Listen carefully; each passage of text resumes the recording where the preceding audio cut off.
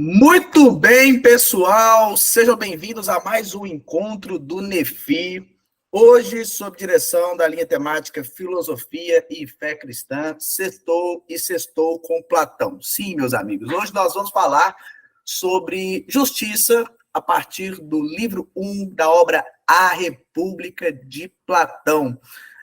Há algum tempo atrás, aqui no NEFI, nós fizemos um encontro chamado A Justiça sob a Ótica Cristã, e nós fizemos essa reunião a partir do livro Indicadores Fragmentados, do N.T. Wright, onde no capítulo 1 ele trata a respeito da justiça como um desses indicadores fragmentados.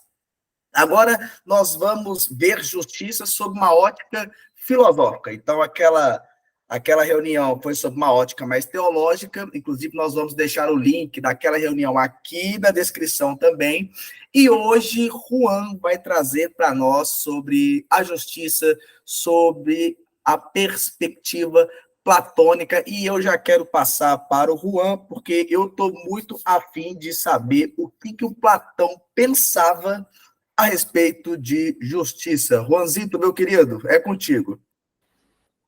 E aí, pessoal, boa noite, né? Para quem está assistindo a reunião no YouTube aí, bom dia, boa tarde ou boa noite também. Para quem não me conhece, meu nome é Juan, né? Tô vendo que tem uma galera nova, né? E também uma galera nova assistindo a gente pelo YouTube. Eu sou estudante de filosofia pela PUC Minas, né?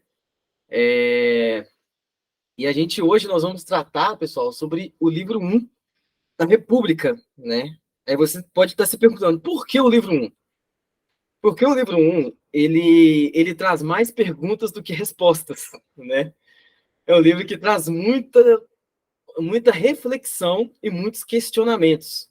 Questionamentos que são tantos que até o próprio Sócrates, né, no final do livro 1, ele se sente um pouco incapaz de responder, né? Ele é um pouco incitado ali por Glauco, né, por Adimanta, responder sobre, de fato, o que é justiça. E para quem não sabe, eu estou usando a versão da La Fonte aqui de Platão, beleza? Não é uma versão, né, que eu indico para quem quer ler a República agora, tem versões melhores, né? Não quero fazer propaganda aqui, a gente não é pago, né, Lincoln? Para fazer propaganda, mas se caso a Edipro quiser patrocinar o Nefi, né, outra editora, a gente tá de braços abertos, né? Mas se caso alguém querer, né, saber da fonte e tal, estou usando a versão aqui da La Fonte, porque foi a edição que eu li a República inteira, né? Então aqui está as minhas anotações, meus rascunhos, então eu optei por usar essa aqui. Mas se caso você optar por comprar obras de Platão, você pode me chamar no privado, pode chamar o professor Pedro também, o próprio Lincoln, que a galera te indica outras editoras boas também, né?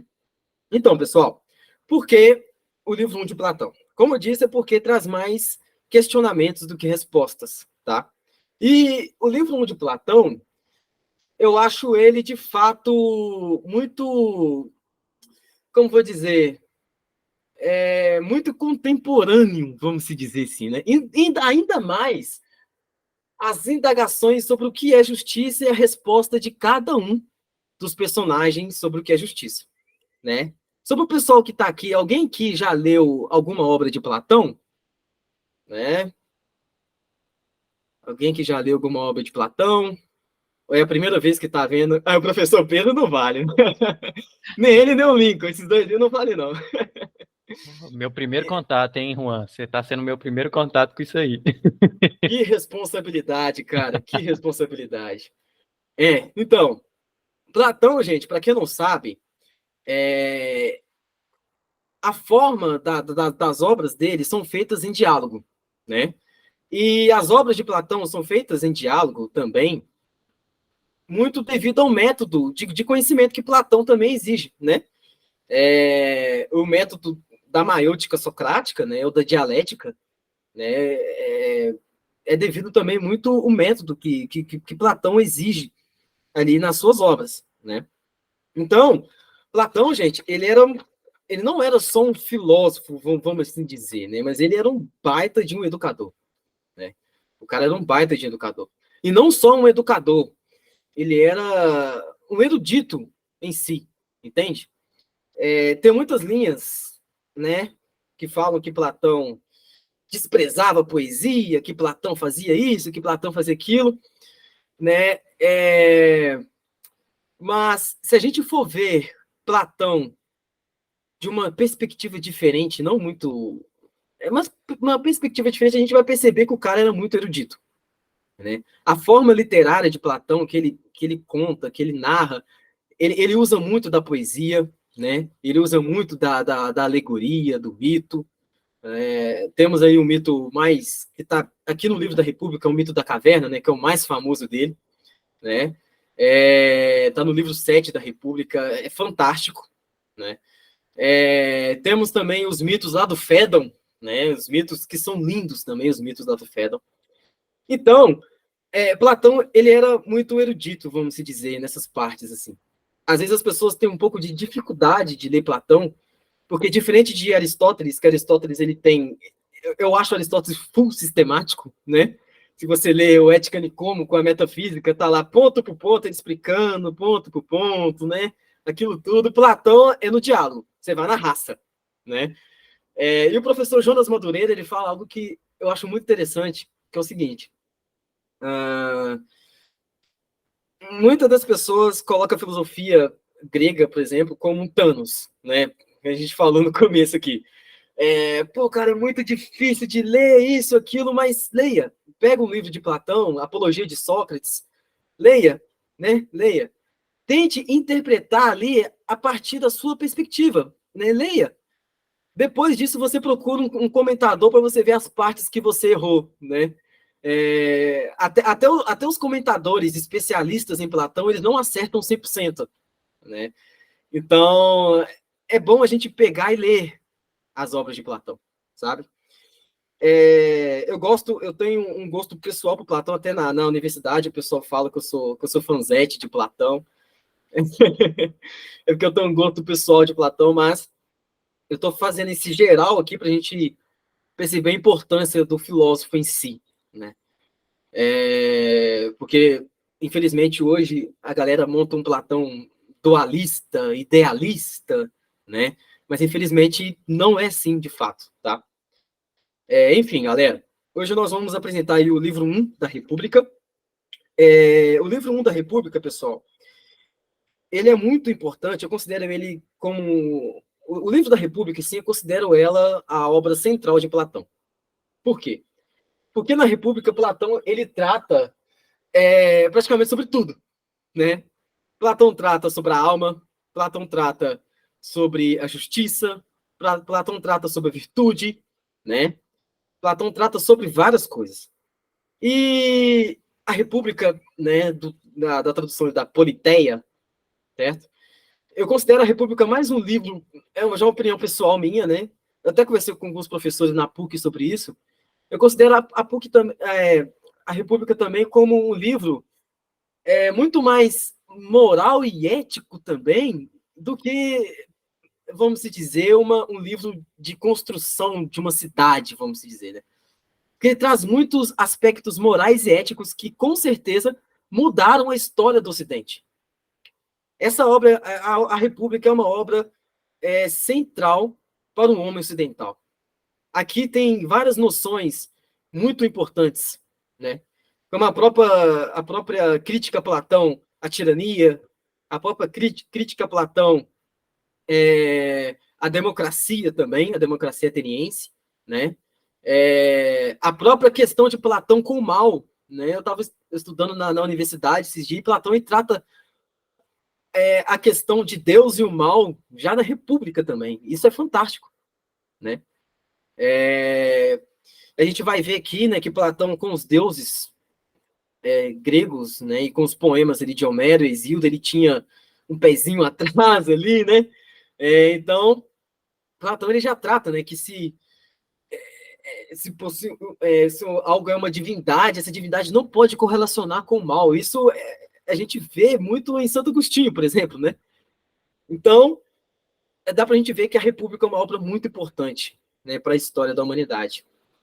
E eu, pessoalmente, a minha obra predileta de Platão é República, mas eu tenho um um triplé, né? Eu gosto muito da República, do Fédon, e da Apologia de Sócrates, que eu acho fantástica também. São livros, obras filosóficas que fazem parte, né?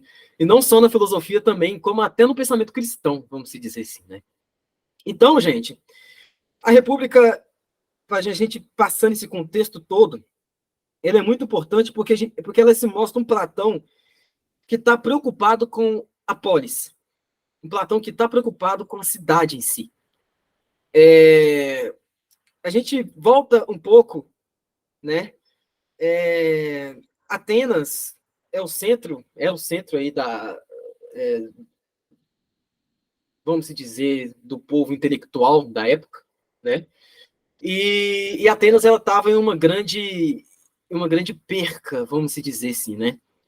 Uma perca política, né? Tem um livro que trata sobre isso muito bem, que é o livro do Jean-Pierre Vernant, né? O Vernant, ele traz aí os mitos, a cultura grega antiga, assim, muito bem, né? Então, Atenas, a Grécia em si, estava passando por uma crise muito grande, devido também à guerra do Peloponeso, né? Que foi muito impactante na Grécia. E a obra de Platão, ela mostra um Platão preocupado também com a polis, com o povo, sabe? Não só preocupado em definir a justiça de uma forma só individual, mas de uma forma também coletiva. Isso que eu acho mais lindo na obra de Platão, certo? E eu creio que para Platão, eu estava até conversando com o pessoal na universidade, para Platão deve ter sido muito difícil ele escrever a definição de justiça na República. Porque se a gente for lembrar de algo um pouco antes, né, o próprio Sócrates, que era mentor de Platão, mestre de Platão, um pai intelectual de Platão e a inspiração de Platão, ele foi morto por uma certa injustiça, né? Então, para Platão, deve ter sido muito difícil ele fazer uma defesa da justiça, tá? Esse aqui não está em nenhuma obra de Platão, viu, gente? É só uma dedução viajada minha. Antes que o pessoal cita a fonte, não, é só uma dedução viajada minha, tá? E mostra assim um Platão preocupado, tá? Porque dentro da Grécia também tinha um movimento muito forte que era o movimento dos sofistas. Que a gente vai ver aqui com o Trasímaco, né? Grande Trasímaco, que a gente vai ver que ele era um cara meio, né? meio 22, vamos dizer, numa gíria mineira, né? O grande Trasímaco também, uma influência sofística muito grande que estava desvinculando a justiça da virtude, tá? Então, era uma preocupação de Platão em se mostrar que a justiça ainda vale a pena. Aquela justiça que é por si só, uma justiça que é por si só, ela vale a pena, né? E já entrando no livro, pode passar aí, Lincoln. Temos aqui os personagens Glauco, Céfalo, Sócrates, Polemarco e Trasímaco. No livro 1, quem participa aqui bastante ativamente é Sócrates, né? Polemarco, Trasímaco, Céfalo, né? E o Glauco ali também como um intermediário entre as conversas, né? A gente vai ver um pouquinho sobre Glauco também. E também tem o Adimanto, né? Mas só que Adimanto ele vem a partir do livro 2º, tá? Então, cada personagem aí que vocês estão vendo, eles têm um papel crucial, né, na história da República por inteiro, tá? O Glauco tem um papel crucial, o Céfalo tem um papel crucial, o Sócrates nem se fala, né? O Polemarco tem um papel crucial e o Trasímaco também. E esse Trasímaco aí, o papel dele é tão crucial que através de uma definição dele como justiça vai desencadear a República inteira, praticamente, né? Então, pode passar aí, mano, por favor. Temos aqui o primeiro personagem, que é o Glauco, também, né? O Glauco, como eu disse, ele é o irmão mais novo de Platão, junto com o Adimanto, né? Tem um meme que é muito engraçado, não sei se vocês já viram, que é sobre Glauco. Que tá uma pessoa suada, assim, com um papelzinho na mão, né? E essa pessoa, ela só tem um botão na frente. E na testa dessa pessoa está escrito Glauco, essa pessoa representa Glauco. E nesses 2 botões está escrito concordo, Sócrates, ou por Zeus, Sócrates. Né? Que a galera usou, que são só as 2 opções que Glauco tem durante os diálogos de Platão, né? Ele concordar ou ele... Por Zeus, Sócrates, sim, né? Então, Glauco, ele é essa pessoa que sempre instiga e colabora com o diálogo de Platão, né? E Glauco, ele é responsável pelas indagações e questionamentos cruciais também sobre a justiça, tá? Principalmente ali no livro 2, né? Pode passar aí, mano. E temos aqui o Céfalo. Aqui é onde o diálogo começa de fato, né? Com o Céfalo. O Céfalo, gente, ele representava uma geração antiga, né? Céfalo era um idoso, né? Uma pessoa já de alta idade. E Céfalo, ele estava, né, na casa dele, vamos dizer. Vamos falar não vamos falar de acordo com perspectivas da República. Vamos falar como se fosse a gente aqui. Eu gosto assim, né? Como se a gente estivesse na casa do Lincoln, né? E tivesse o Céfalo lá.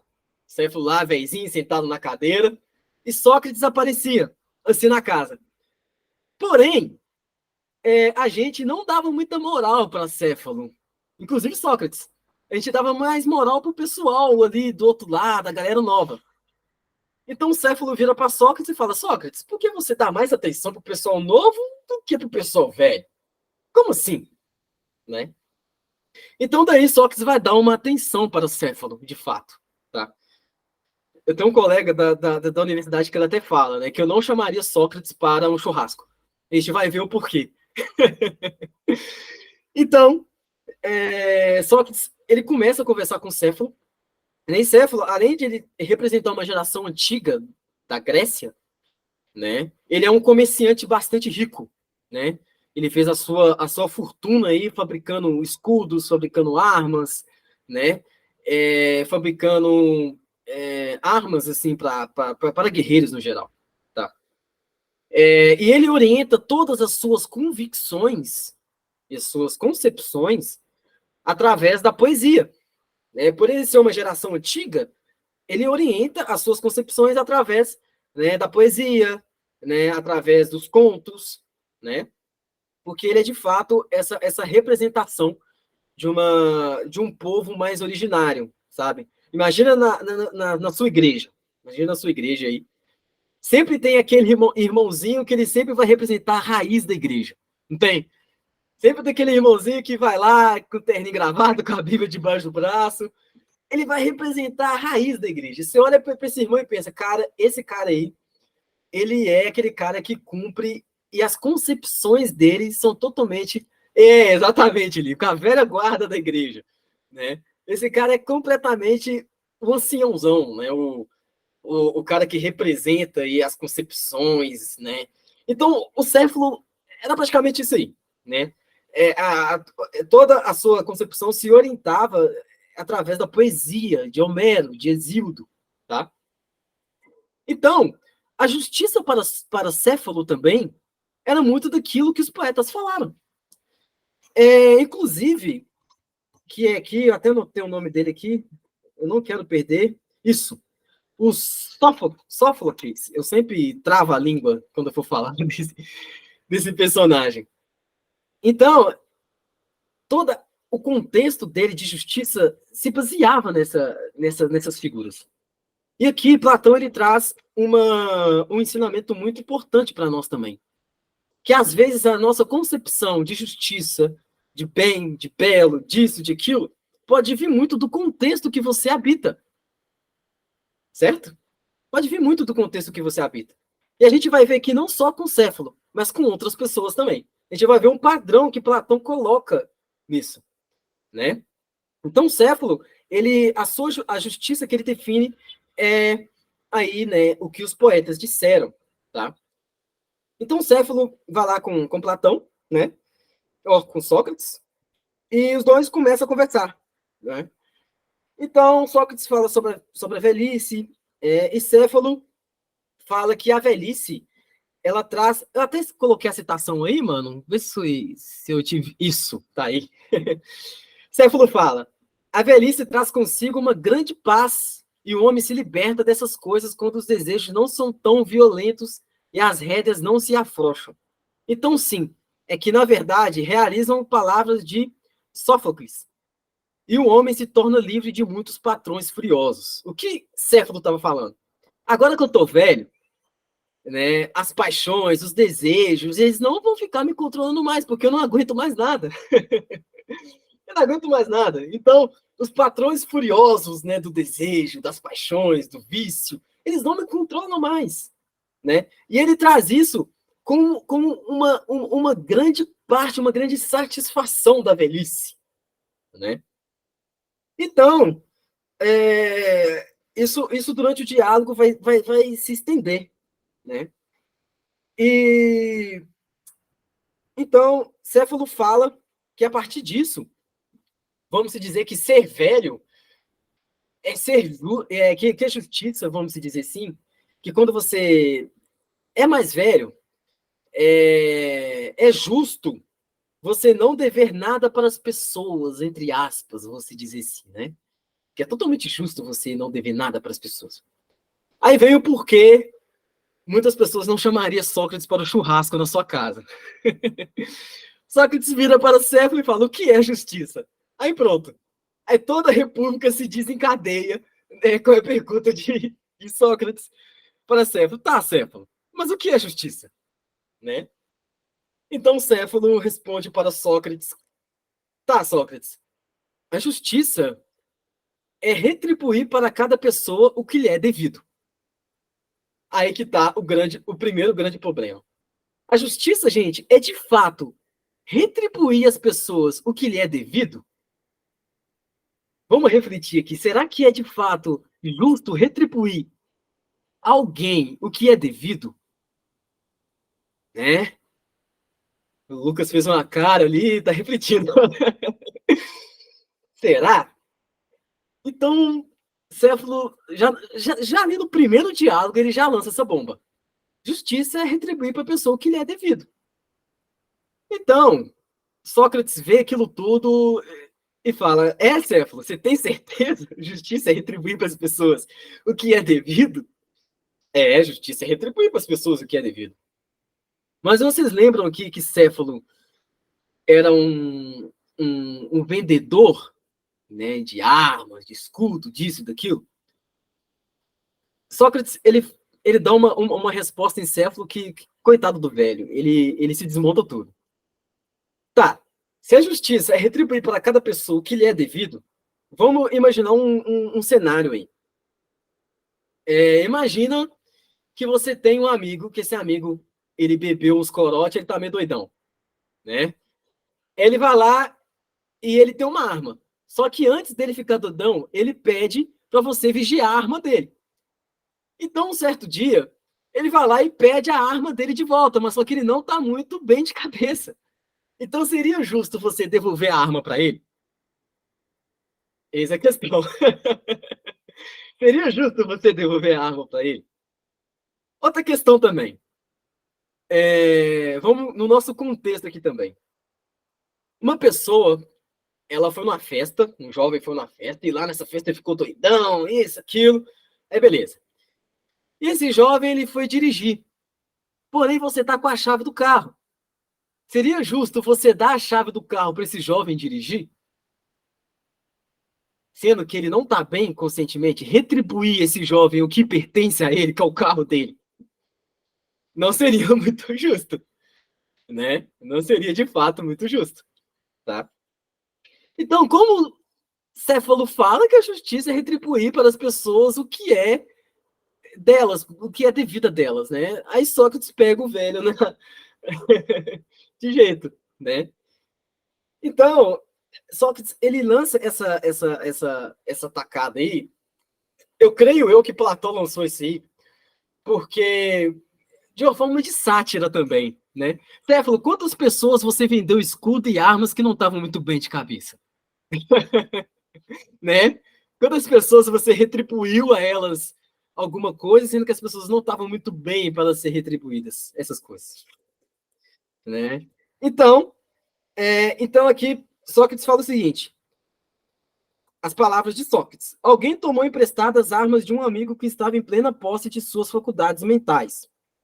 Esse depois é vítima de um acesso de loucura e pede restituição das mesmas. Em tal caso, todos estão de acordo que as armas não deveriam ser restituídas. Quem o fizesse agiria de modo errôneo, exatamente como se o quisesse contar toda a verdade a um homem em tal estado. Ou seja, não dê a arma para alguém que não está muito bem de cabeça, né? Aí Sócrates pegou Céfalo de jeito aí.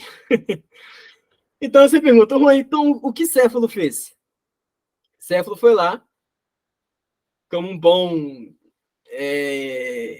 reconhecedor da sua ignorância ali com Sócrates, falou assim, ok, Sócrates, eu vou chamar meu filho, e meu filho continua debatendo com você aqui. Céfalo foi lá e chamou Polemarco, né? Vou chamar aqui Polemarco, que Polemarco ele tem a definição de justiça perfeita para você aqui, Sócrates. Aí que tá também que Polemarco ele tem uma visão também problemática que a gente vai ver aqui. Pode passar aí, mano. Pode passar aí também do Sócrates Platão, nós vamos ver depois. Pode passar aí, Lincoln, do Sócrates platônico, nós vamos ver depois. Isso, Polemarco. Então, Céfalo passa para Polemarco. Tá todo mundo de acordo, gente, que a questão de definir justiça como retribuir a cada pessoa o que lhe é devido é bem preocupante?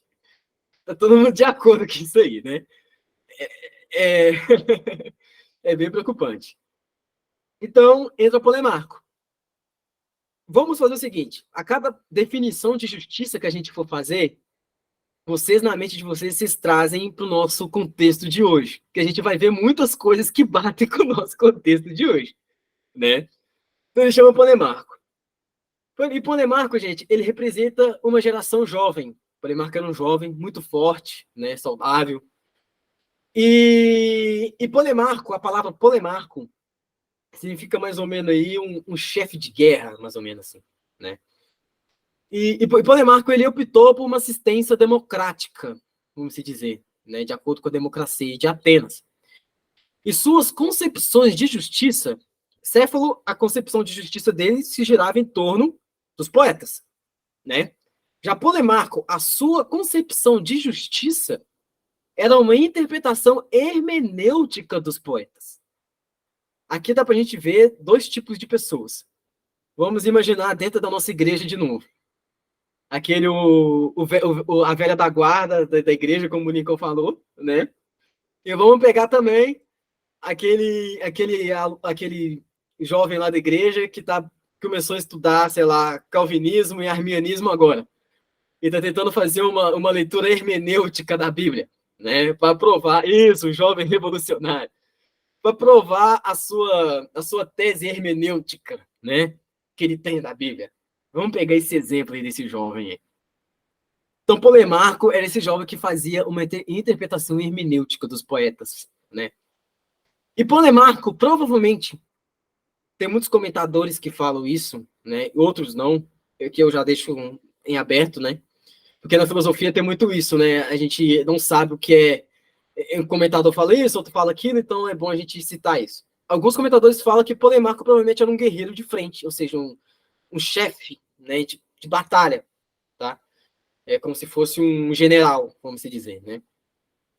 Então, a definição de justiça de Polemarco é o seguinte. Sócrates, então, pergunta, Polemarco, o que é justiça, então? Polemarco fala, Sócrates, justiça é fazer bem aos amigos e mal aos inimigos. Sócrates, então, dá uma assustada. Peraí, Polemarco, calma aí. Justiça é o quê? Fazer bem aos amigos e mal aos inimigos? Justiça é fazer bem aos amigos e mal aos inimigos. Aos amigos tudo, aos inimigos... Exatamente. E isso, gente, é de fato justiça. É de fato justiça fazer mal ao amigo e fazer mal ao inimigo. E, inclusive, tem muitas pessoas que concordariam com o Polemarco hoje em dia, viu? Principalmente na nossa situação atual do nosso país. Que esse tanto de ideologia, vamos se dizer, né? Vamos imaginar aí o cara olavista. De um lado, o cara é olavista. Beleza, eu tenho meus amigos olavistas ali. Guilherme Freire, Ítalo Marcini. Meus amigos olavistas ali. E do outro lado, o cara é time Marilena Chauí, né? Um lado é olavista, do outro lado é time... Eu fui nos dois extremos, porque realmente Olavo e Marilena Chauí tiveram os entraves deles durante a vida, né? Então, exatamente, essa classe média. Então, um é olavista, o outro é Marilena Chauí. Provavelmente, se você falar para esses caras o que seria justo para eles, eu não vou falar todos aqui, para não dar uma, né, para não ser leviano, mas alguns podem falar que ser justo é fazer bem aos olavistas e fazer mal aos seguidores da Marilena Chauí. É praticamente a mesma definição de Polemarco, né? Fazer mal aos amigos e mal aos inimigos, tá? Mas aí Sócrates também, com toda a sua astúcia, ele pega no pé do Polemarco também, né? Por quê? A justiça, para Sócrates, para Platão também, né? Ela correlaciona, vamos dizer, com a virtude, vamos dizer assim. É lógico que depois ali no livro 3, se não me engano, Platão ele separa ali os elementos da alma, né? A alma apetitiva, racional e a alma irascível, certo? Então, tem que ter um certo equilíbrio ali com o elemento racional comandando os outros demais elementos. Mas isso já é lá para o livro 3. Vamos concentrar aqui, senão eu me perco aqui também. Enfim.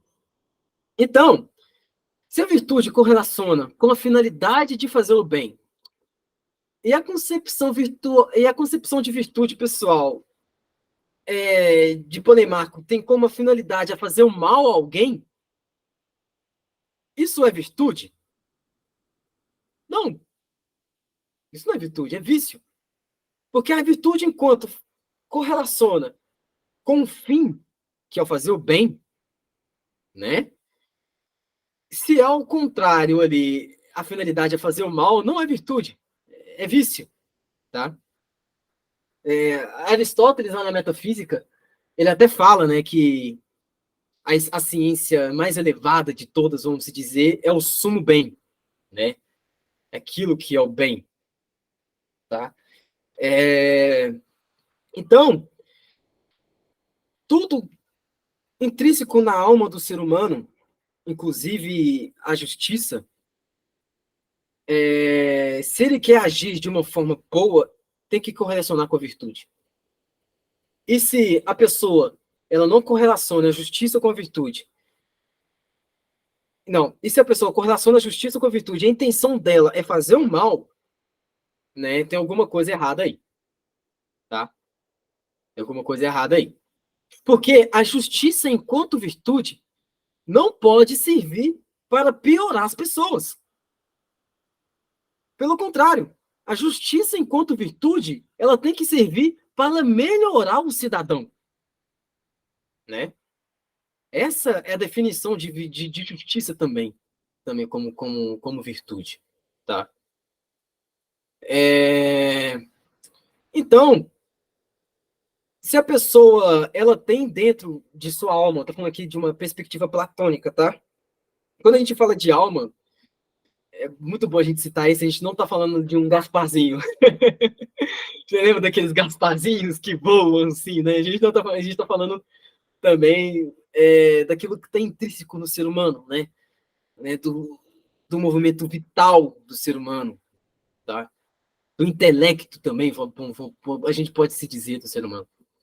Então, se dentro da alma do ser humano, a sua alma racional, ela tá guiando a sua alma de apetite, né? A sua alma irascível, a parte da sua alma irascível, ela tem a finalidade de fazer bem às pessoas. Então, a justiça, ela fazendo mal a uma pessoa, ela não está cumprindo o papel de justiça, né? Então, Sócrates também dá essa em Polemarco.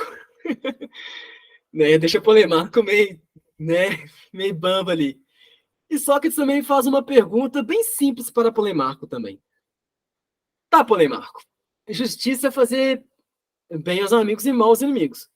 Mas como você sabe quem são seus amigos e como você sabe quem são seus inimigos? Como você sabe disso? Talvez, Polemarco, aquela pessoa que você considera como inimiga, ela seja sua melhor amiga. E você está fazendo mal a uma pessoa amiga. E aquela pessoa que você considera como amiga esteja sua pior inimiga, né? E se você está fazendo mal a uma pessoa que você não sabe, que gosta de você, provavelmente a sua tese sobre que justiça é fazer bem aos amigos e mal aos inimigos não vai para frente, tá? Isso acontece na nossa vida, né, gente? Talvez, principalmente a gente que vive com pessoas, né? Professores, igual o professor Pedro, o Lincoln, que é pastor, o Lucas também na universidade, que vive com pessoas, a gente acha, pô, cara, aquele cara ali não gosta de mim, né? Mas você nem conhece a pessoa, mas na sua mente, talvez aquele cara ali não me curte muito, não, tá? Mas, na verdade, talvez essa pessoa te admira e se inspire em você, né? Então, imagina você ter essa tese de Polemarco, você ter na sua cabeça que essa pessoa é sua inimiga e você começar a fazer o mal a essa pessoa. Imagina como isso pode ser problemático, né? Então, essa tese de Polemarco aí, Sócrates também deu uma em Polemarco que deve ter deixado ele meio, né? Ok, né? Beleza, Sócrates. Mas o diálogo se continua aí. Ô, Lincoln, pode passar o anterior, só para me falar um pouco sobre o do Sócrates platônico? Isso, só para a gente contextualizar rapidinho aqui, gente. É porque na República é o Sócrates platônico, né? O Sócrates que age ali nos diálogos de Platão, Platão na pessoa de Sócrates, vamos dizer assim, né? E temos os diálogos socráticos também, né? Como a Apologia de Sócrates, o próprio Críton, o Fedro, né? E tem os diálogos que são os diálogos platônicos, tá? O Sócrates é o responsável por fazer essa defesa da justiça. O Sócrates platônico também como indivíduo das teorias, eu coloquei das teorias assim, porque ele é o indivíduo que propõe as teorias das ideias, das formas de Platão durante a República. E ele representa aqui na República no Timeu e nas leis eu esqueci, mas na República no Timeu um Platão mais maduro, né? Que o Platão tem duas fases, né? Um Platão um pouco mais no começo, mas um Platão mais maduro. E quanto mais o Platão mais maduro, mais as obras dele ficam mais complexas de ler. Enfim, só para a gente ter um texto aqui, porque você está falando, pô, a obra de Platão, então por que tem Sócrates no trem? Porque não é Platão, né? Só para a gente contextualizar aqui. Pode passar aí, mano. Trasímaco, chegando aí no homem. Esse aí foi um grande problema da República, né? Para quem não conhece, Trasímaco, ele era um sofista. Tá, Polemarco, ele termina isso, a tese, né? Com Sócrates refutando ele. Eu tô fazendo um resumão aqui, gente, senão a gente vai ficar aqui até 10 horas da noite. Então eu tô fazendo bem enxugando aqui, porque é muita coisa no livro 1, né? Então, eu tô enxugando aqui. Termina ali Polemarco, né? Com Sócrates, a discussão. Então, entra um cara meio doidão no diálogo, que é esse tal de Trasímaco. E para quem leu ali o livro 1 da República, sabe que como o Trasímaco entrou no diálogo, né? Trasímaco entrou no diálogo com tanta violência, gente, que Sócrates ficou assustado. Ele queria praticamente bater em Sócrates, né? Ele entrou com uma violência. Pô, Sócrates, você é isso, você é aquilo, você fica iludindo as pessoas com essas suas palavras, né? Você não sabe o que você está falando, que não sei o quê. E avançou em Sócrates, né? E Sócrates fala que é muito engraçado que ele ficou assustado, que ele se segurou e ficou assustado com medo de Trasímaco bater nele. É até engraçado, né? Então, Trasímaco, ele tinha essa força dentro dele que ele era muito ignorante, muito rude. E também ele era, assim, Porque Platão, ele atacava diretamente os sofistas, né? Platão era um crítico ferrenho dos sofistas, tá? E Trasímaco se sentiu muito ofendido com muitas coisas que Sócrates falava. Então Trasímaco partiu para cima de Sócrates lá, beleza. Trasímaco, gente, ele é um sofista reconhecido pela sua retórica, sua persuasão. O que é um sofista? Vamos falar bem rapidinho aqui.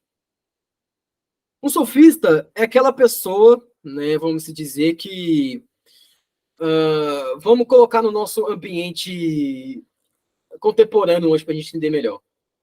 Aquela pessoa que te ensina algo, né, que te passa o poder da persuasão, o poder da retórica, né, o poder, né, de conversar, o poder de sentar, o coach, o famoso coach, o poder, né, de persuadir alguém, né?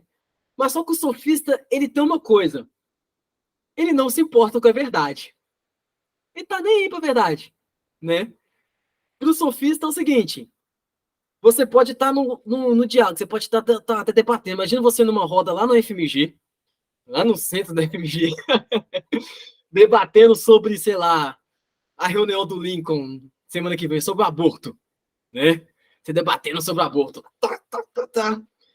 Mas, só que para o sofista, ele considera como virtude, olha como isso é problemático. Para o sofista, ele considera como virtude a sua capacidade de persuadir a pessoas com seus argumentos. Então, você pode falar mentira e pode falar a verdade. A pessoa sendo persuadida, né? Tanto faz, tá? Então, tem um sofista que é Trasímaco, né? Tem o Gorgias, né? Tem vários sofistas também que fazem isso. Tem o Protágoras, né? Pablo Marçal. Olha! O famoso Pablo Marçal. Né? Então, tem aqueles... O que importa é se você vai comprar a ideia deles. O que importa basicamente é isso, né? Então, se não me engano, Protágoras é o que fala, né? Que a verdade é um relativismo, vamos dizer, né? A verdade é individual de cada pessoa, tá? Por exemplo, se o Lincoln sentir frio agora, tá frio, tá muito frio. O Lincoln sente frio e eu sinto calor, né? Para o sofista, mesmo que estando frio, mesmo que está, sei lá, você está no Polo Sul, se para mim tá calor, aquela é a minha verdade. E se pro Lincoln tá frio, aquela é a verdade dele. Né? É a doideira danada, né, gente? É um relativismo muito grande. E olha como isso é algo bastante preocupante. Né? Platão estava muito sério aí de se preocupar. E o sofista também, eles tinham um papel muito grande na democracia ateniense também. A gente pode fazer uma reunião só sobre os sofistas aí depois, né? Parece que estamos vivendo hoje em dia, exatamente. É isso que eu estou falando. A República, ela continua sendo um livro muito, muito contemporâneo em algumas definições. Então, Trasímaco, ele era esse sofista, né?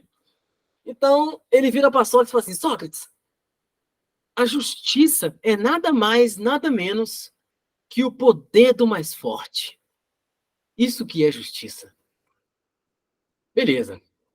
Justiça é o poder do mais forte.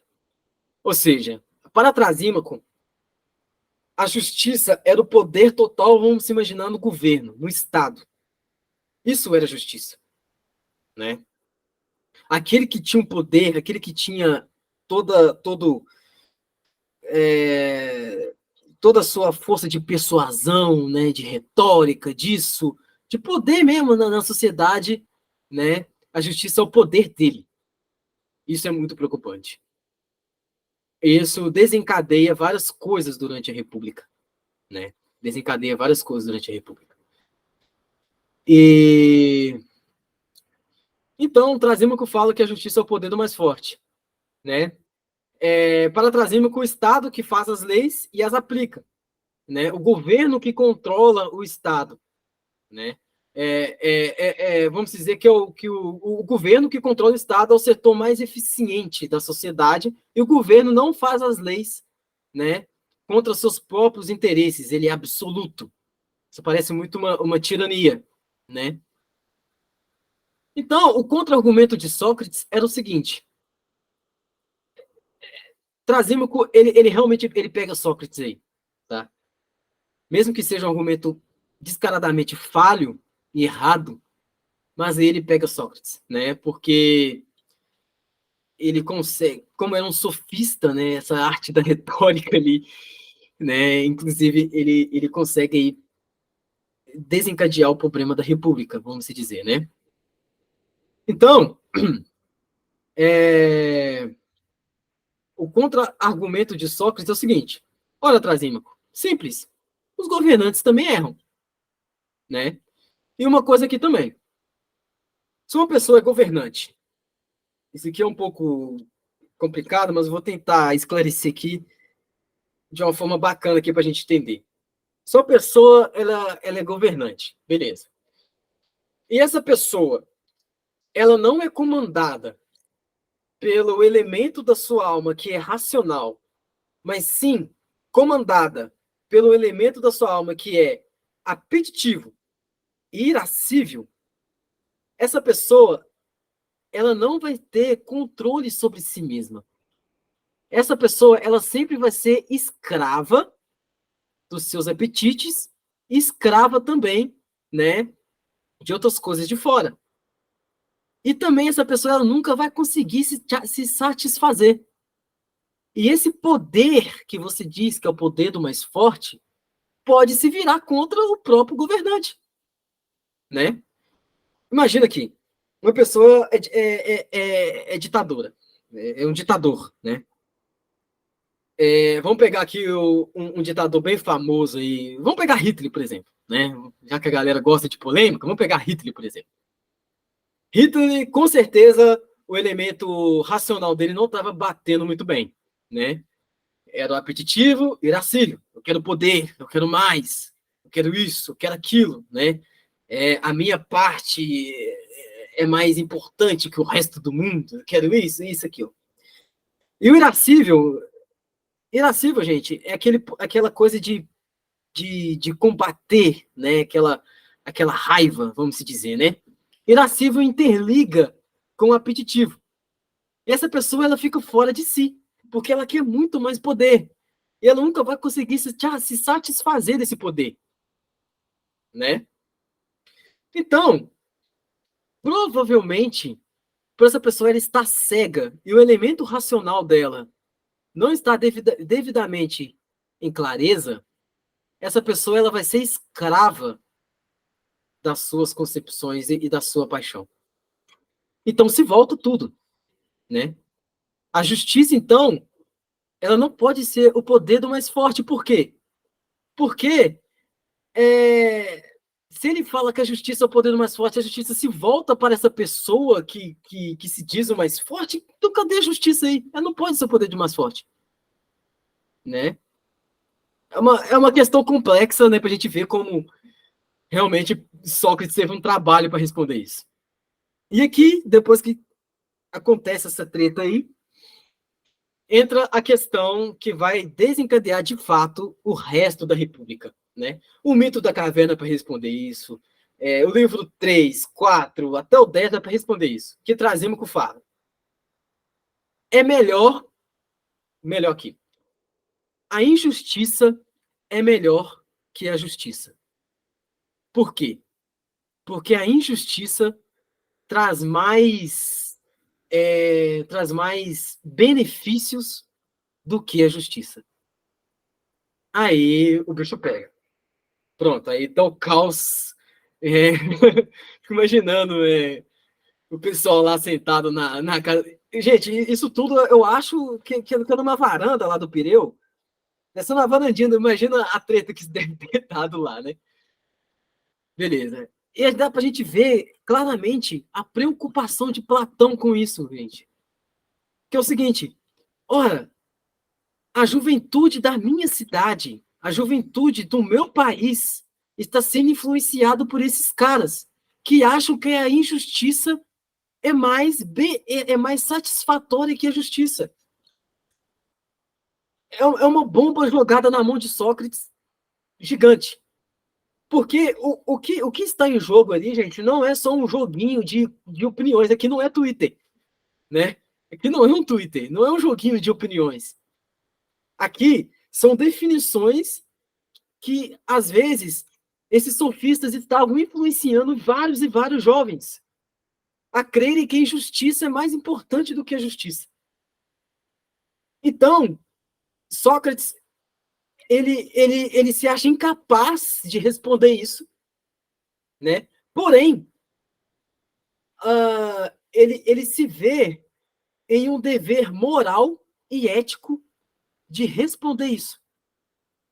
Porque isso não é mais uma questão de uma questão de procurar justiça, vamos se dizer, de procurar de mais uma definição coletiva agora, né? Então Trasímaco joga essa bomba para cima de Sócrates. Então, Sócrates ele fica bastante assustado, né? E Trasímaco fala algo, gente, que é bem preocupante também e faz a gente refletir bastante.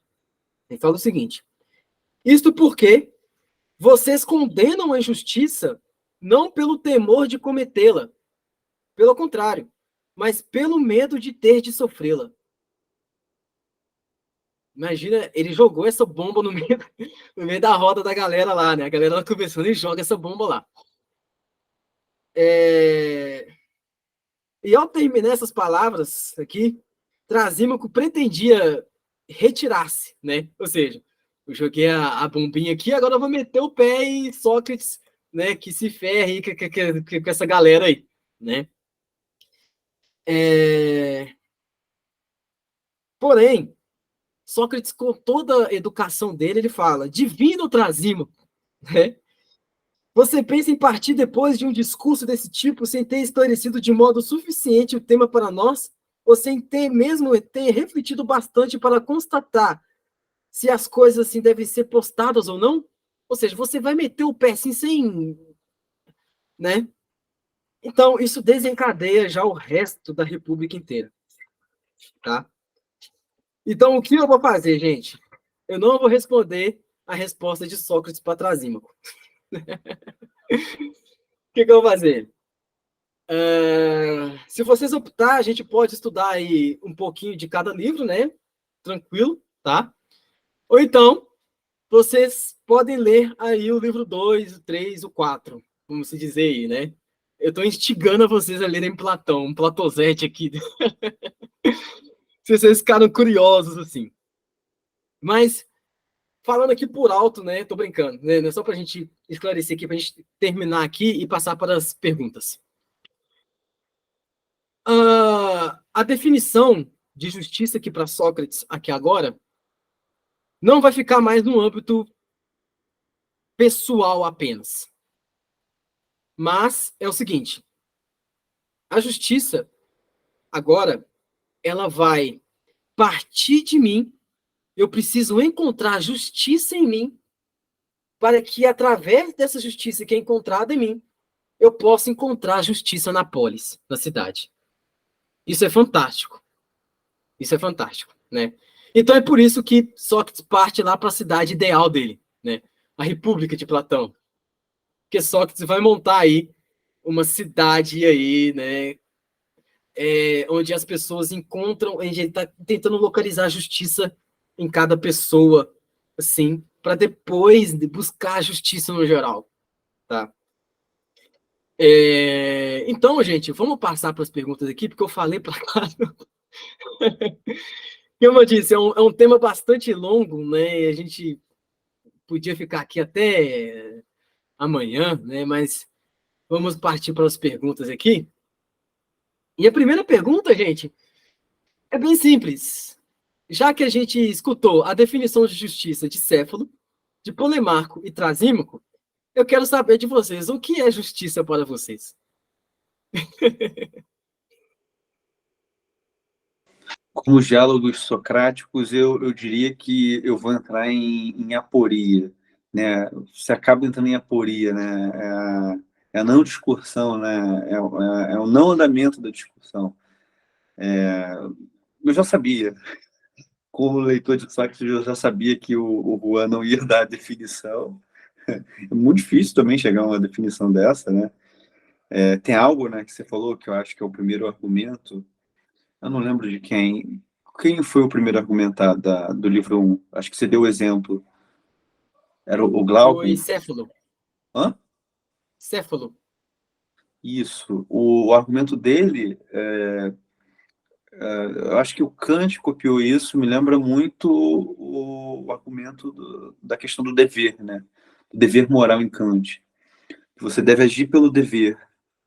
Aí você deu o exemplo da arma, etc e tal, né? O que é justiça, né? E, de fato, é um argumento muito problemático, né? Se você pensar na justiça como um dever, como algo que você tem que fazer mesmo, porque aquilo é justo, né? Aparentemente, a alguém, um determinado objeto, uma determinada pessoa. Você já ouviu falar, Juan, nesse argumento do Kant? Você agir pelo dever, você não, muitas das vezes você não poder mentir. Não, eu ainda não ouvi falar não, professor. Provavelmente depois a gente deve ouvir falar. O Lincoln eu já ouvi falar, né, Lincoln? Fala, Lincoln. Não, já ouvi falar sim. Eu me lembro que na universidade eu tive um professor que falou sobre isso, né? Sobre Kant e a questão do dever. Acho que ele cita até um exemplo de um aluno que entra em uma sala, ele está sendo perseguido pela polícia, e aí, de repente, o que fazer? Deixar aquele aluno ficar ali ou entregá-lo à polícia? E aí o Kant vai dizer, olha, tá aqui, viu? Pode levar, pode prender, por mais que eu conheço, mas é o meu dever. Estou agindo pelo dever, logo eu preciso fazer isso.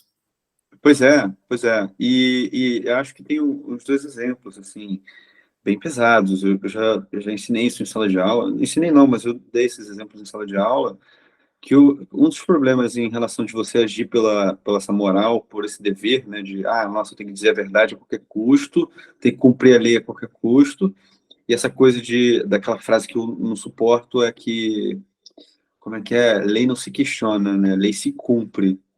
Bom, isso é ridículo, galera. E é ridículo pelo seguinte fato: você está na primeira, ou na verdade, desculpa, você está na Segunda Guerra Mundial, os nazistas em ascensão, vocês sabem que eles perseguem os judeus, e de repente um amigo seu de família é judeu, você é um alemão, e o seu amigo judeu bate na sua porta e fala assim, cara, estão me perseguindo. Eu posso me esconder aí, você pode fazer essa bondade, a gente tem anos de amizade, a nossa família se conhece de longa data, tem como você me esconder? Eu preciso sobreviver, eu não quero ser perseguido, assim, eu não quero morrer, eu não quero ir para o campo de concentração. E aí você recebe, né, o seu amigo judeu, e você esconde ele, e 10, 20 minutos depois, toque-toque, um soldado do Terceiro Reich bate na sua porta e te pergunta, e aí, meu caro amigo, você viu algum judeu, você viu um sujeito moribundo por aí? O que você responde? Você vai agir pelo dever? Você vai cumprir a lei, que é exterminar os judeus, os homossexuais, etc e tal? Ou você vai agir pelo aquilo que o seu sentimento, por aquilo que de fato é certo e moral, que não é matar nenhum tipo de pessoa, independente da crença, da religião. E aí, o que você responde pro soldado? Você vai falar a verdade para ele? Você vai agir do dever? Você está vendo como essa questão do você não questionar a lei é perigoso? A gente pode dar outros exemplos. A gente pode dar exemplo de um estuprador na mata que bate na porta procurando uma menina, e ele quer a menina de qualquer jeito, e você não permite. Ou você vai permitir? Você não vai mentir, nesse caso? Se você sabe que se você falar a verdade, ela vai ser violentada. Agora, se você mentir, você pode protegê-la, né? Como é que a gente percebe isso? Como, eu acho que isso vale, pelo menos esse argumento, desculpa me estender, Juan, mas eu acho que esse argumento vale a leitura, por exemplo, da própria Hannah Arendt, né? Uma filósofa judia alemã, que vai falar sobre essa questão, né? Caramba, como é que as pessoas não pensavam? Será que não tinha outro jeito de você descumprir a lei? Há relatos, por exemplo, de que quando você passava perto de um soldado alemão, você precisava fazer a saudação, né, o Heil Führer. E o que as pessoas faziam para não fazer essa saudação? Elas iam para o mercado e pegava 2 bolsas de compra, segurava as bolsas com as 2 mãos, né? Obviamente, você não tinha como dar a saudação nazista. Há formas, né, de você lidar com isso. E é um argumento que isso gera muitos problemas hoje, né? Mas o Lincoln falou aí que lembrou, é um relato bíblico, no caso, né? Sim, eu me lembrei de Raabe, porque quando os espias, enfim, quando Raabe abriga, né, os espias ali, né, e em seguida o pessoal bate na porta de Raabe, onde é que tá esses espias? Não, não, já foram embora, foram para o outro lado, né? Então Raabe poderia muito bem ser uma X9 e falar, não, eles estão aqui, ou então, não, eles foram para lá, olha ali, eu dei a direção para eles irem para lá, vocês vão alcançar eles por aqui. Mas Raabe não, até porque Raabe sabia que aqueles espias eles estavam ali, né, em razão do Deus verdadeiro, né? Ela reconheceu o Deus de Israel, né? Olha, nós sabemos quem é o Deus de Israel, então eu não vou me opor ao Deus de Israel. E tanto que Raabe é honrada por isso, né? Raabe e sua família, eles na destruição, eles são poupados ali, né? E se nós pegarmos a genealogia de Jesus lá em Mateus 1, nós vamos ver que Raabe está lá, né? Então, realmente, quando você falou esse exemplo, Pedro, foi impossível não se lembrar de Raabe, sabe? É muito louco isso, cara. Narrativa bíblica também, né? É muito legal. É, essa ideia aí que o Pedro trouxe também me lembrou que atualmente eu tô estudando, preparando algumas aulas lá para a igreja local sobre escatologia, né? E todo esse cenário, por exemplo, do Holocausto ali, a gente consegue extrapolar isso para o futuro, sabe? Para uma época em que vai haver perseguição com os judeus novamente, com a igreja. E, tipo assim, como que a gente vai se portar? E aí eu fujo um pouco dessa esfera filosófica, como eu falei no começo, eu conheço muito pouco, estou engatinhando agora com a ajuda de vocês.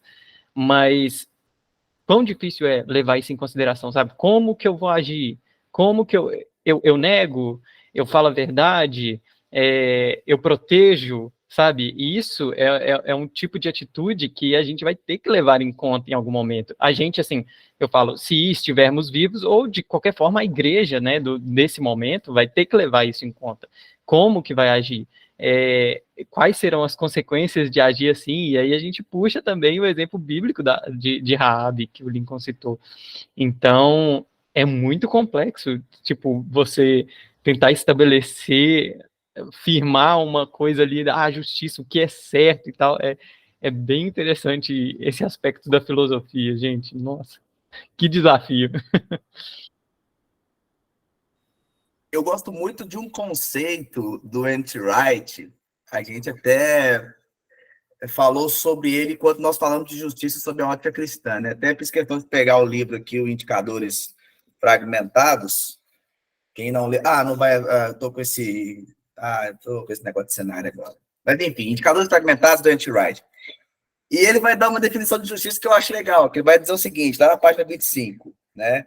Ele vai falar que justiça é um senso humano universal de isso não está certo. É preciso fazer algo para consertá-lo. Então, na verdade, ele divide o conceito de justiça em dois. Primeiro, a percepção de que o mundo está desequilibrado em virtude do pecado.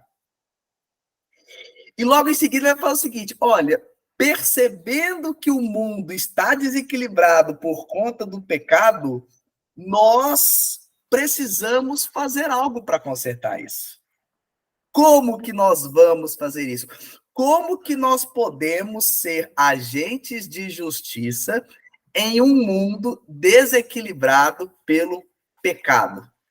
E é legal porque o N.T. Wright, ele usa o Evangelho de João para falar de justiça, né? Não só de justiça, mas também de espiritualidade, de beleza, de liberdade, poder. Enfim, são 7 indicadores fragmentados e todos esses 7 ele trabalha a partir da perspectiva do Evangelho de João. Então, é um livro muito legal, mas eu acho que eu me filio ao Wright nessa definição dele assim, a respeito de justiça. Sobre identificar que algo errado não está certo, como dizia um amigo meu, e, ao mesmo tempo, o que podemos fazer para consertar isso? Ou pelo menos, para minimizar os impactos, os efeitos desse desequilíbrio. Porque, evidentemente, que a redenção total, ela só será com Jesus mesmo quando Cristo voltar. Agora, o que o Tom Wright vai dizer é o seguinte, nós podemos ser agentes de redenção de uma maneira parcial, né? Muito legal, o Lucas falou aqui no chat, praticar a justiça e agir com amor. Boa, isso.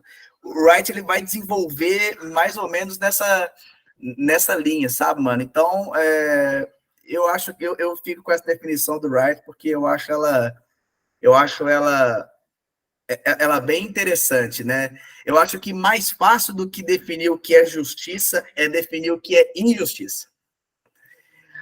Porque, e aí, quando a gente pensa em injustiça, eu volto na questão do desequilíbrio. Injustiça é ações que evidenciam um desequilíbrio, sei lá, moral, ético, bíblico, criacional, enfim. Então, é mais ou menos essa é a minha perspectiva de justiça.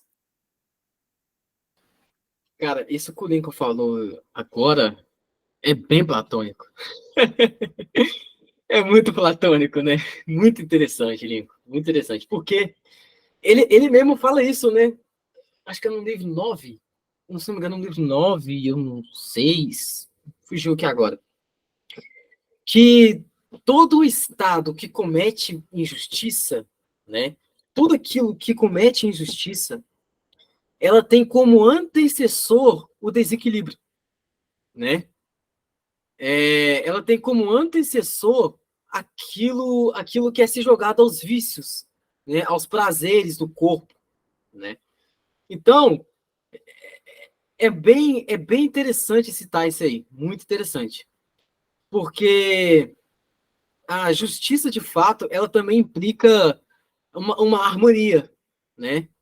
Uma harmonia dentro de você, que você pratica essa harmonia dentro de você, e a partir do momento que você se torna esse ser harmônico, você pode agir em sociedade também, você pode trazer efeitos para o próximo também. Isso também pode se definir como justiça. É muito interessante isso aí. Mais alguma coisa, gente?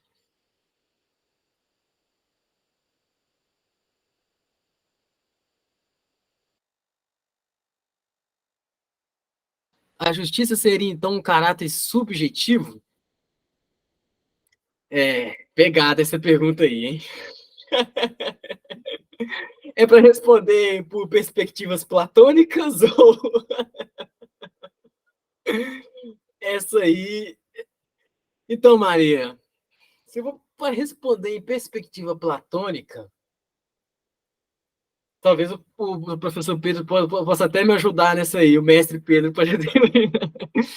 Eu acho que para Platão entra também o subjetivo. É também muito importante, sabe? Porque no começo ele tenta estabelecer a justiça enquanto um indivíduo, né? E como é que Platão estabelece essa justiça como indivíduo? Através da educação. A gente vê lá no livro 3, né, se não me engano. Através da educação. O que seria, assim, você pegar uma criancinha e você educar a criancinha, né, de acordo com perspectivas morais e éticas desde pequena, para ela equilibrar a alma dela e alcançar a justiça o mais próximo possível, né? E através que essa pessoa alcança a justiça o mais próximo possível, através da educação, ela pode agir na sociedade também de forma justa. Então, pode ser também um caráter subjetivo, né? Porém, a justiça para Platão não é subjetiva, né? É objetiva. Está lá no mundo das formas. No mundo não, né?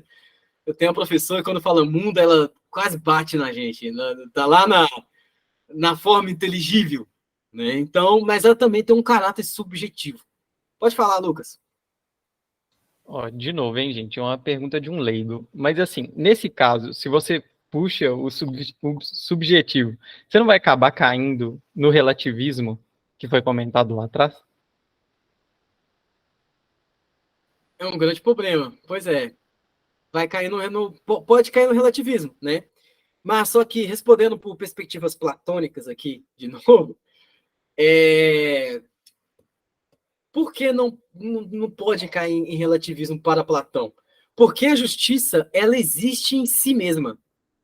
Não existe vários tipos de justiça, né?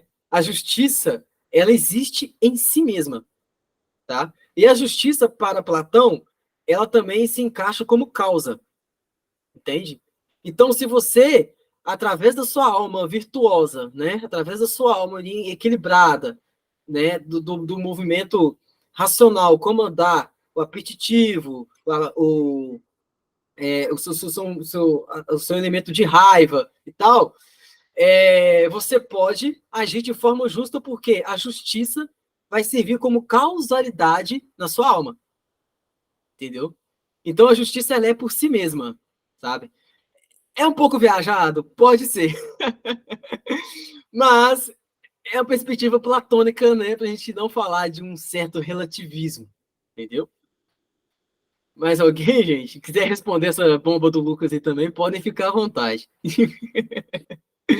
Eu acho que o caráter subjetivo é uma resposta, assim, não muito pensada.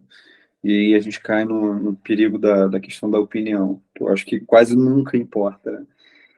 Mas acho que essa caráter objetivo da justiça aquilo que o Juan disse. Eu acho que tem algo a ver que assim é diferente de a todos, né? Que a criação da criação desde a infância, sobre as concepções de justiça, etc. e tal. É como se você partisse do particular depois para um geral. O que seria o particular? Seria a formação da sua personalidade, do seu caráter na infância, nas cosmovisões que você tem, nas concepções que você tem enquanto criança.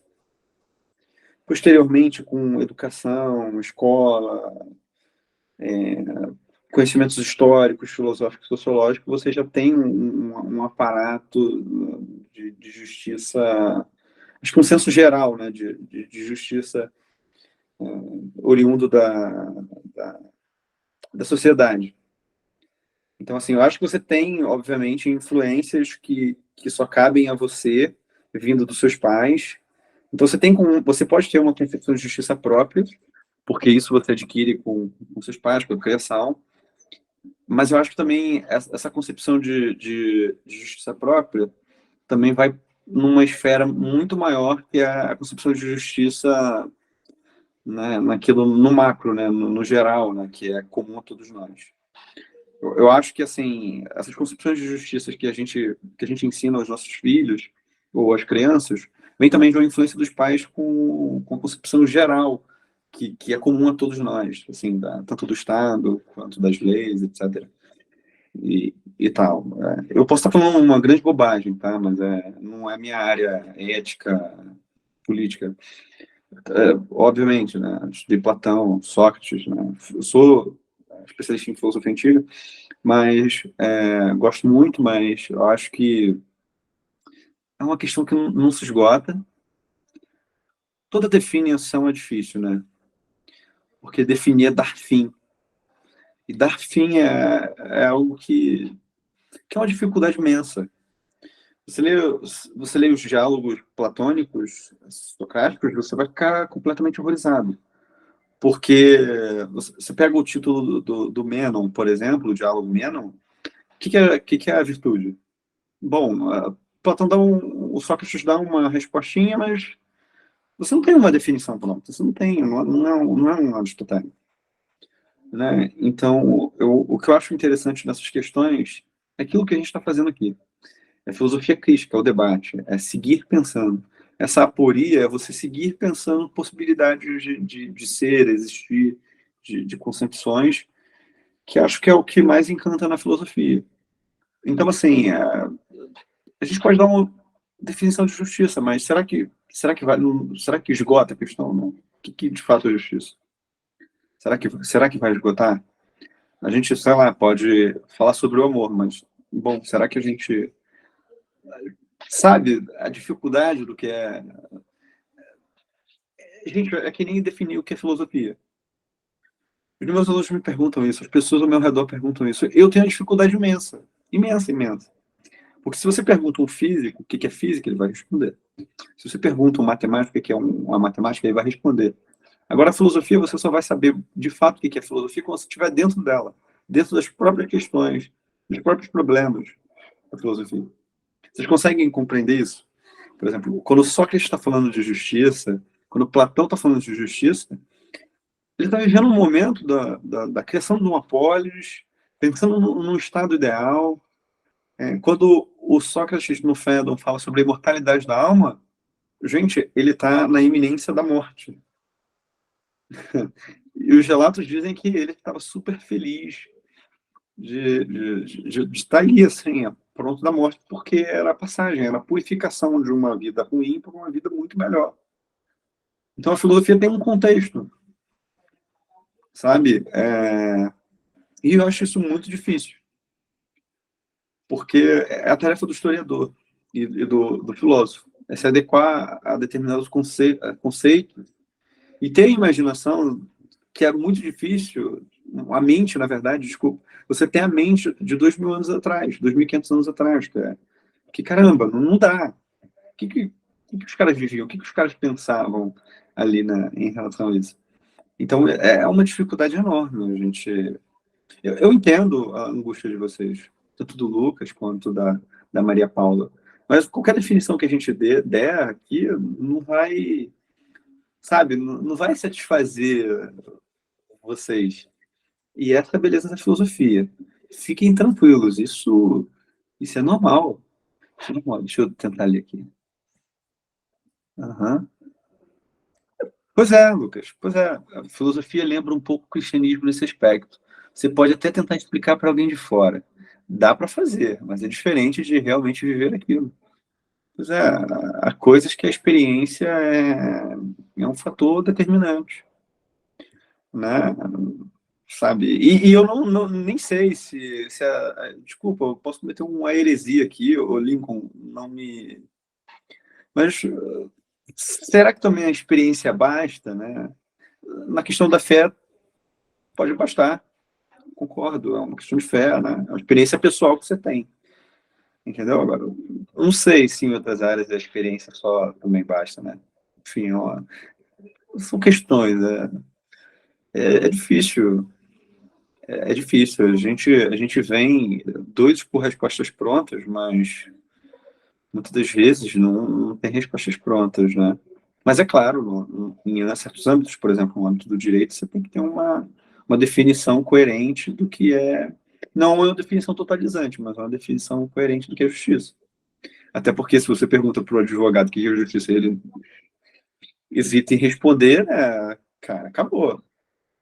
O que ele está fazendo ali? O trabalho dele é em vão. Tá bom? Eu acho que é uma coisa muito difícil. Se sintam assim, essa dor no peito, essa ânsia de você querer ter uma resposta. Eu não sei se todos sentem isso, mas eu tô sentindo isso agora. Eu lembro das minhas primeiras aulas de filosofia na faculdade, isso serve até para o Juan. Eu ficava angustiado, assim, você fica... Olha, faculdade, sei lá, minha faculdade é umas 2 horas, 3 horas de casa, assim, à distância. Então, eu ficava no ônibus pensando nisso, dava dor de cabeça.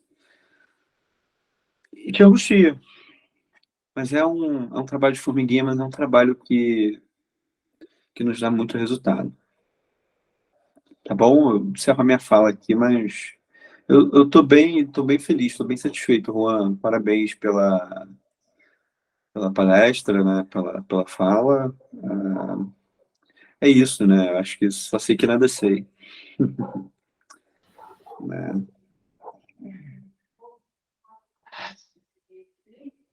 Oh, que honra, professor. Fico muito feliz. Muito obrigado mesmo. Que Nada. você falou tudo. Desculpa.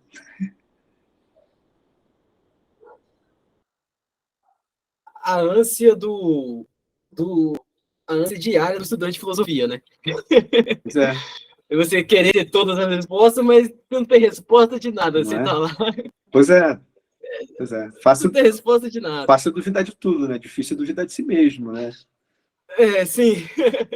E quanto mais você fala assim, agora eu vou chegar perto, aí você vê que você é um ignorante, né? Pois é. É...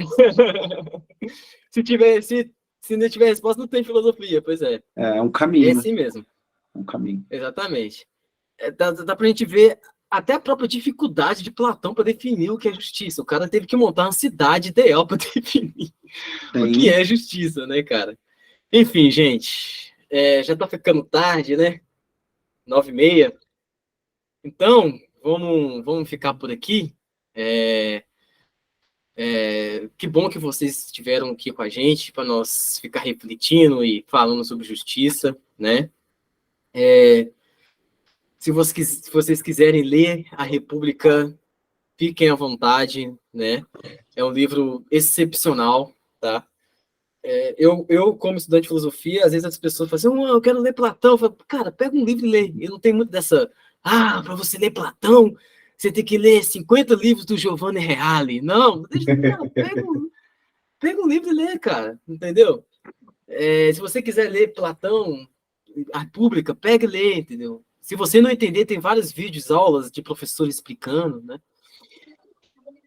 Zé, Juan, só para deixa aqui, se vocês quiserem, um livro muito interessante, eu acho que o Lincoln deve conhecer, sobre o que é justiça, é esse aqui, né? A justiça, o que é fazer a coisa certa, do Michael Sandel, né? Justice. Tem uma palestra que é baseada nesse livro, obviamente, no YouTube, Justice, Michael Sandel, em Harvard. Esse livro dizem que é muito bom, que é excelente, e aí ele vai tentar dar algumas bases do que seria justiça. Então, acho que vale a indicação aí pela editora Civilização Brasileira. Tá bom? Muito bom, professor. Muito obrigado pela colaboração. Nada. A gente vai jogar no grupo lá o nome do livro, beleza? E é isso aí, gente. Muito obrigado pro pessoal que está assistindo a gente. Muito obrigado também. Eu vou passar aí pro Lincoln as encerrações, né, e os avisos do Nefi, beleza? Valeu, pessoal. Valeu, Juan. Obrigado, querido. Pessoal, segunda-feira tem mais reunião do Nefi. Nós vamos falar sobre aborto, reflexões jurídicas e teológicas. O STF irá julgar da descriminalização do aborto até a 12ª semana. Então, utilizando essa ADPF 442, na reunião de segunda-feira, nós vamos falar um pouco sobre essa temática do aborto, que é um tema polêmico, mas, ao mesmo tempo, nós precisamos conversar sobre isso, tá bom, pessoal? E o Michael Sandel, inclusive, esteve no Brasil recentemente e tem uma entrevista dele no Roda Viva da TV Cultura, que está disponível no YouTube. Então, se você quiser, dá uma conferida lá na entrevista do Michael Sandel, lá no Roda Viva da TV Cultura, no YouTube, você consegue encontrar, tá bom, pessoal? A todos vocês, muito obrigado. Fiquem ligados aí no nosso Instagram, @NefiEstudos, e também aqui no canal do YouTube, Núcleo de Estudos Fé Inteligente. Beleza, galera? Muito obrigado a todos vocês. Deus abençoe e nos vemos no próximo encontro. Tchau, tchau, galera.